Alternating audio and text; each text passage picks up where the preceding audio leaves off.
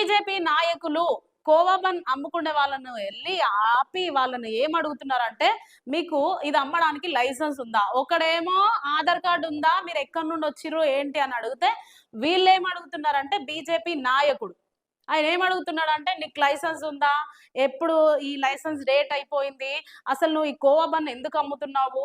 అసలు ఏం జరుగుతుంది సమాజంలో? ఎన్నో అరాచకాలు, అక్రమాలు ఇవన్నీ ఉన్నాయి. ఎన్నో గవర్నమెంట్‌లో కొదువలు జరుగుతూ ఉన్నాయి. అట్లనే స్కూల్స్‌లలో ఎన్నో లోటుపాట్లు జరుగుతున్నాయి. హాస్టల్స్‌లలో ఫుడ్ పాయిజన్స్ అయితున్నాయి.